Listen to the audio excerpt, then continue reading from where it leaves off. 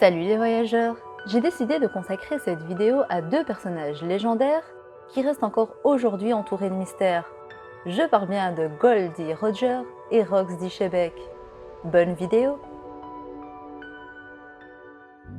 Deux hommes à la volonté du dé inébranlable, deux pirates légendaires qui ont marqué l'histoire et qui se sont vus avoir un destin lié, un destin qui les a amenés à se combattre, un destin qui existe toujours et ont été relayés aux héritiers de leur volonté. Avant de rentrer dans le vif du sujet, toi cher voyageur qui passe par là, je te vois. Abonne-toi pour faire partie de l'aventure Locpause. Et n'oublie pas d'activer la cloche pour ne rater aucune vidéo.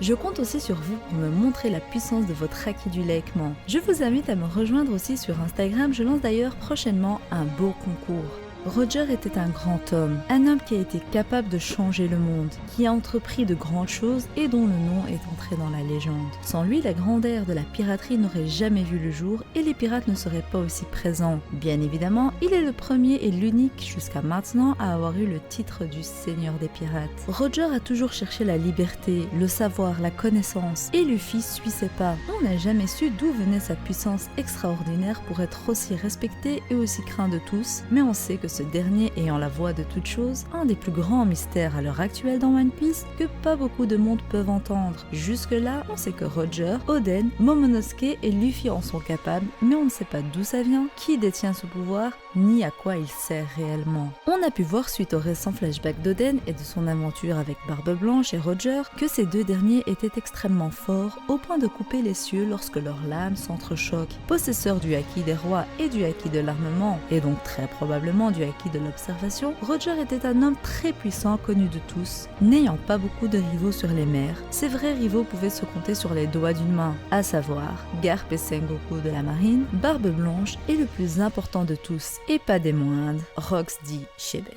Roxy Shebeck, un nom méconnu à l'heure actuelle des gens normaux ou même des soldats actuels, mais un nom qui résonne comme un cri de guerre aux oreilles des plus haut placés et des personnages de sa génération, à savoir Garp le héros de la marine et Sengoku. D'ailleurs, c'est après le combat contre Shebeck que Garp reçut ce titre, le héros de la marine, qui lui valut de nombreux éloges au fil du temps et grâce auquel il est également entré dans la légende.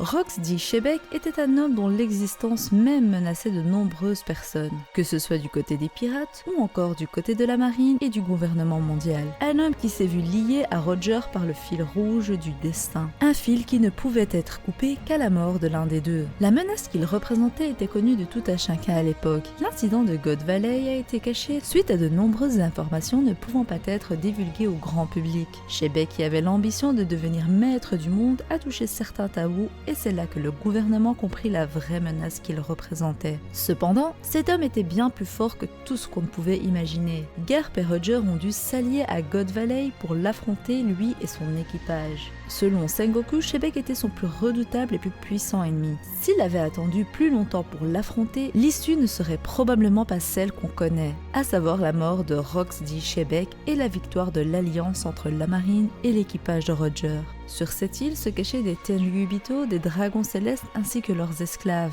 C'est également une des raisons pour laquelle Garp ne veut pas que cette histoire soit dévoilée au grand public. Car après tout, ce n'est pas dans sa morale de se battre pour défendre les dragons célestes qu'il n'aime pas, bien que ce fût son rôle de les protéger comme c'est le rôle de tout soldat de la marine.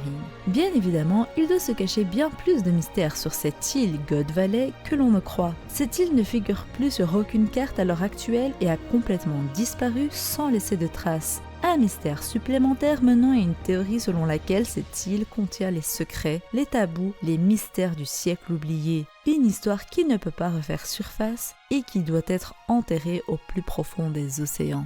God Valley pourrait très bien être inspiré de la vallée des rois se trouvant en Égypte, une région dans laquelle on retrouve les tombes des pharaons qui étaient considérés comme les rois d'Égypte, pouvant même aller jusqu'à être considérés comme des dieux.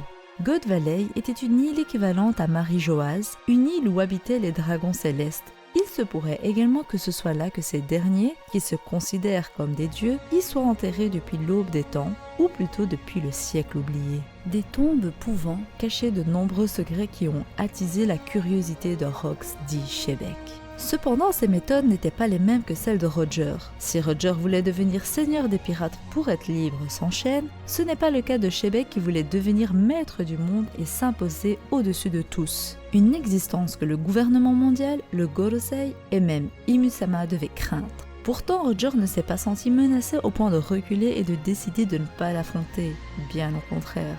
S'il a accepté de s'allier à son rival de tous les temps, Garp, et ce, même s'il le considérait comme un ami au point de lui confier son fils, c'est bien parce qu'il savait que si ce dernier prenait du pouvoir, l'équilibre du monde ne serait plus présent. Un équilibre nécessaire dans ce monde entre la piraterie, la marine, le gouvernement mondial ou encore la population. Un équilibre qui, quoi que l'on en dise, doit être respecté. Qui sait ce que le monde serait devenu si Shebek avait remporté la bataille de God Valley et avait décidé de se hisser au-dessus du monde comme étant le maître de ce dernier ou même un dieu. C'est une idée qui m'est toujours passée par la tête, le fait que le Di, tant mystérieux, ne représente ni démons, ni Dawn, mais bien les dieux. Les Di seraient donc les dieux du monde, ou du moins ils l'étaient avant que les Tenryubito décident de se retourner contre eux et de prendre le pouvoir. Mais c'est une théorie à laquelle j'ai décidé de consacrer une vidéo dédiée, une grosse vidéo mais qui vous plaira sûrement. Ainsi, Shebek, ayant découvert la vérité sur son statut de dieu déchu, aurait décidé de récupérer sa place et de déchoir à son tour les dragons célestes. Au final, Shebek n'a pas pu arriver à son dessein, mais pour autant, il ne faut pas penser que c'en est fini de lui, car oui, selon moi, il vit à travers Barbe Noire, ou du moins sa volonté vit à travers lui. Barbe Noire souhaite devenir seigneur des pirates, mais en réalité, ce qu'il souhaite réellement, c'est régner sur ce monde en tant que roi unique, en tant que dieu. Un but qui a poussé Shanks à aller parler de lui au Gorosei, le présentant comme une menace à son tour. Car oui, vous vous souvenez, Shanks a été parlé au Gorosei d'un certain pirate, et selon moi,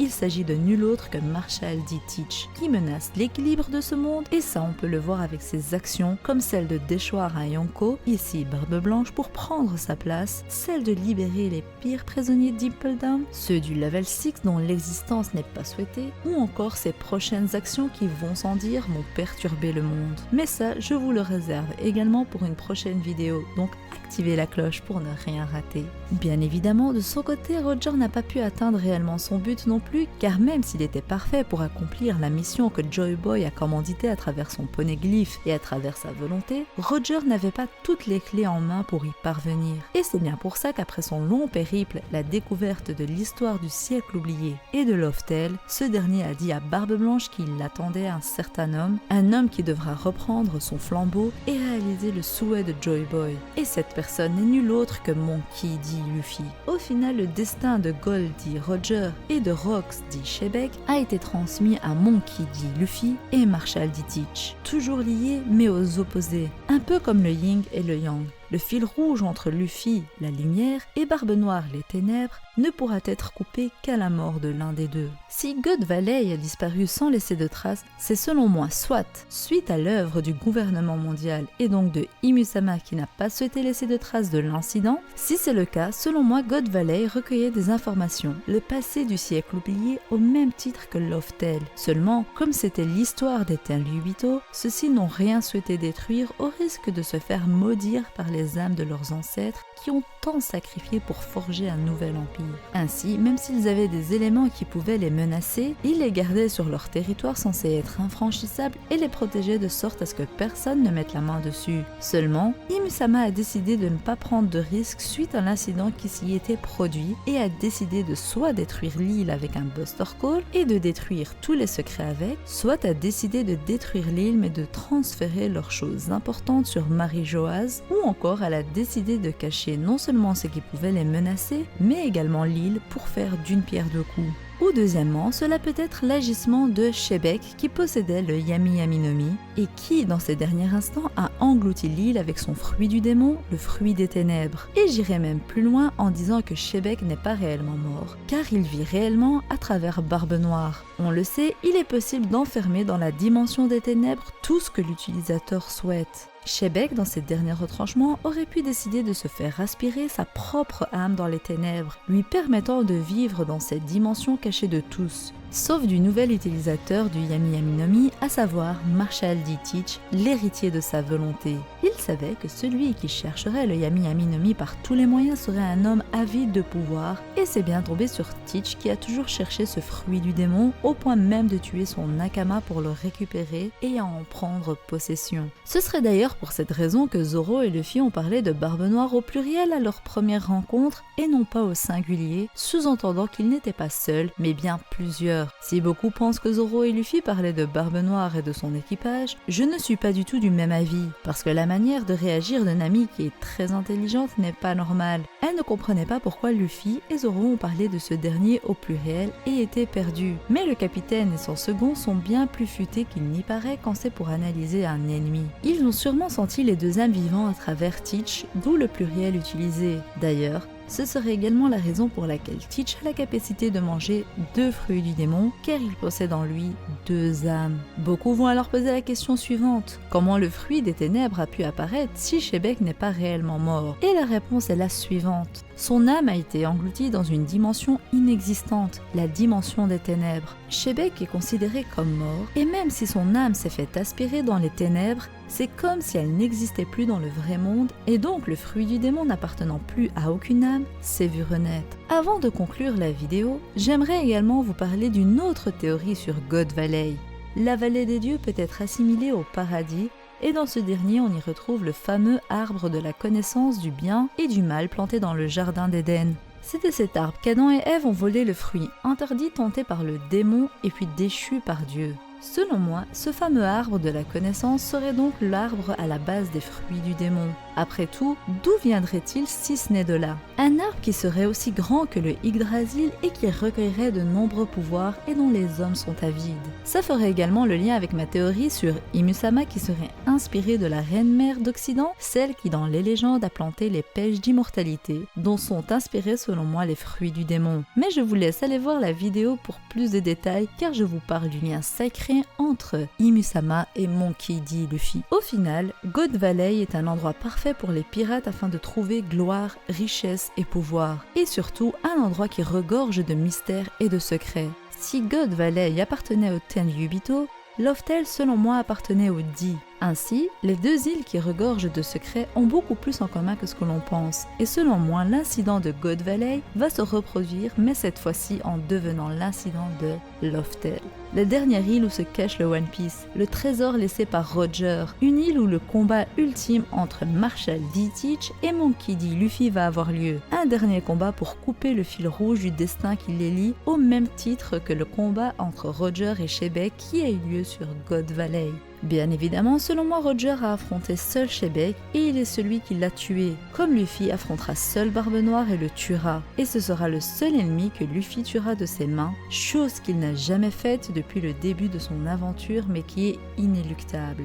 Voilà, chers voyageurs, cette longue vidéo touche à sa fin et j'espère qu'elle vous aura plu. J'espère que la plupart seront restés jusqu'à la fin de la vidéo pour en savoir plus sur ma théorie qui lie Roger à Shebek, mais également Luffy à Barbe Noire. Je compte sur vous pour liker la vidéo avec votre acquis du likement, partagez la vidéo avec vos nakamas si la théorie vous a plu, abonnez-vous si ce n'est pas encore fait et activez la cloche. Je travaille sur de grosses vidéos actuellement, il ne faudrait surtout pas les rater. Sur ce, je vous dis à la prochaine et d'ici là, portez-vous bien, bye bye.